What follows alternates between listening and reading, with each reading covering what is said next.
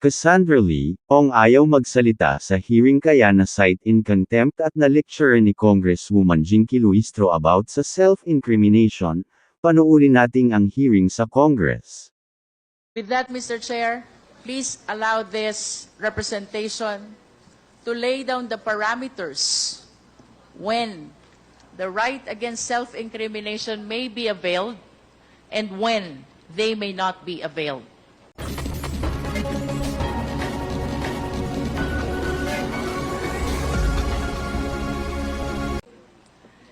In the case of Rosete versus Lim, this was decided June 8, 2006. There are two requirements before the right to self-incrimination may be availed. One, there must be an identifiable crime. And two, the resource speaker is probably guilty of the said crime. Second, Mr. Chair, in the case of Sabio versus Gordon, October 17, 2006. Right to self-incrimination can be availed only when the same is being invoked in relation to the question which is being propounded. In other words, this cannot be claimed as a blanket privilege. When there is a question, the resource speaker has to invoke and the chair has to resolve. Third, Mr. Chair, the case of De La Cruz versus People, July 23, 2014. The right to self-incrimination applies only to testimonial compulsion.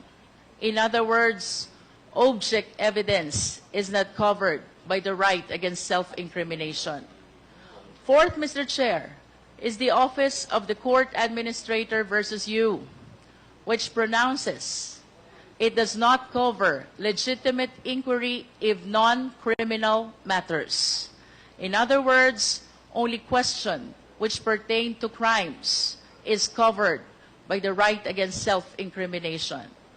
Fifth, Mr. Chair, is the case of People versus Aison, July 1989. The right to self-incrimination is not self-executing or automatically operational. In other words, it needs to be invoked. Otherwise, it is considered waived.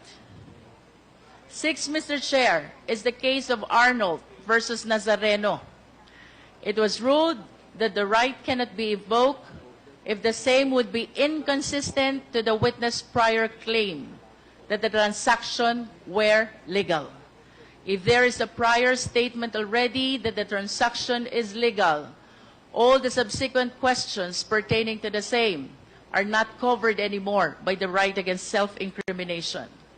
And last, Mr. Chair, the case of People versus Gonzo, which is likewise the ruling in the case of Senate versus Ermita.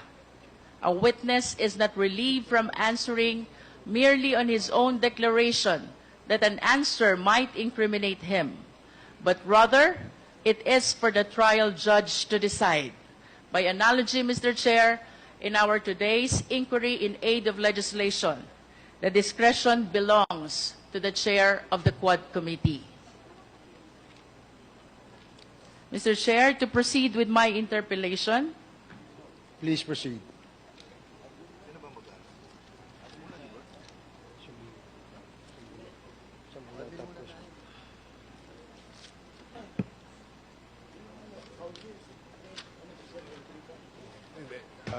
Mr. Chair. Chairman Paduano. Sige, Chairman Paduano. Thank you, Mr. Chairman. With the indulgence of Congresswoman. Chairman. Can I finish first, Mr. Chair, before Okay, she please proceed. confers with Pagkatapos ng her mga lawyer. tanong ni Congresswoman Luistro, we will give you 2 minutes. Ms. Cassie Ong, look at me. I want you to understand, ikaw ang tinuturo ng maraming resource speakers na nakakaalam ng operation ng Lucky South. Kung saan nakita ang mga torture victims, ang mga murder victims, ang mga human trafficking victims. The pictures that were shown by Chairman Dan Fernandez.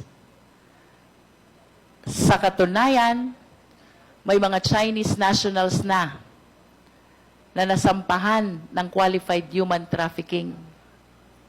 And chances are, Miss Ong, posible na ikaw ay mapasama sa kasong ito.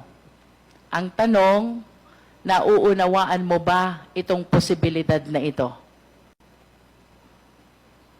Nauunawaan mo ba, Miss Ong? Yes po.